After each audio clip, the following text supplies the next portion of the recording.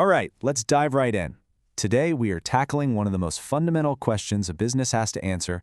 When you need cash to grow, where do you get it? This is a huge deal, so let's get into it. So put yourself in this position for a second. You've got this amazing idea, the business plan is solid, but you're running on fumes, financially speaking. You need a cash injection to make it all happen. So what's the move? Do you go out and borrow money that you've got to pay back no matter what? Or do you sell a little piece of your dream to an investor? That is the core dilemma right there. To really understand the answer, we have to start with the absolute bedrock of business finance, and that's the accounting equation. You've probably seen it. Assets equal liabilities plus stockholders' equity. Think about it. When a company gets cash, which is an asset, that money has to come from somewhere, right? It either increases its liabilities by borrowing or it increases its equity by bringing on new owners. It's a perfect balancing act. Okay, so that brings us to the two main highways a company can take to get the funding it needs to grow. And this is the classic showdown, debt versus equity. First up, let's talk about debt financing. This is probably the one you're most familiar with in your own life. This is when a company just goes to a lender, like a bank, and borrows a chunk of money.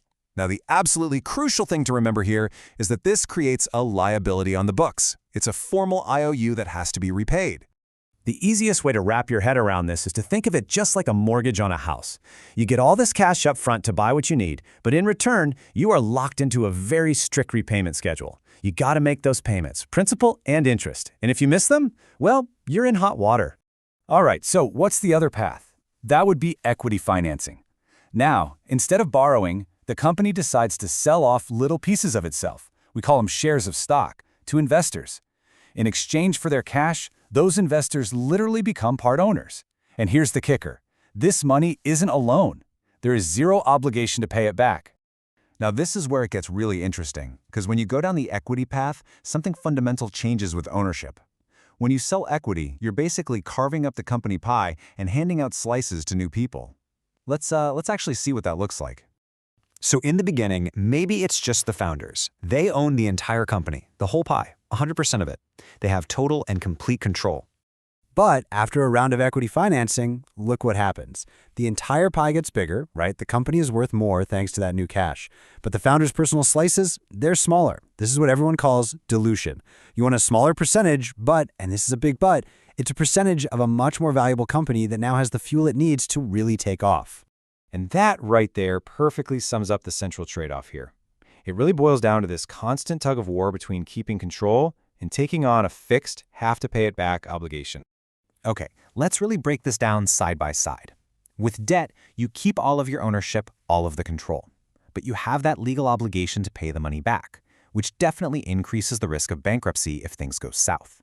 On the plus side, there's a nice little tax perk. The interest you pay can be deducted from your taxes.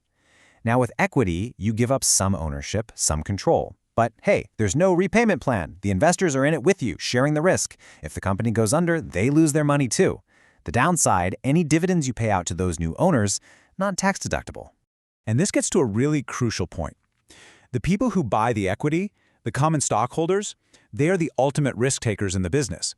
If the company goes bust, they're the last ones in line to get paid, if there's anything left. So why do they do it? They take on all that risk because they're betting on the upside, the potential for massive returns if the company succeeds. Now here's the thing. In the real world, it's almost never a simple either-or choice. The smartest companies don't just pick one road. They actually create a strategic blend of both. And this strategic mix of a company's debt and equity, it has a name. It's called its capital structure. It's basically a snapshot of how a company is paying for everything it does. So how do we actually measure that mix?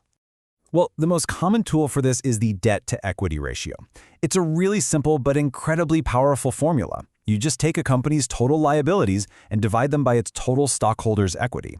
That one number tells you so much about how much a company is leaning on borrowed money versus its owners' funds. Okay, let's make this real. Forget the theory for a second. Let's pull up the balance sheet for a company we all know, Nike.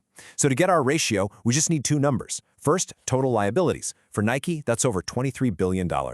Then we need stockholders' equity, and that's just a bit over $8 billion. You run the simple math, divide one by the other, and what do you get? You get a debt-to-equity ratio of 231.6%. So, what that means in plain English is that for every $1 of its own money, Nike's using about $2.32 of borrowed money to run its global empire.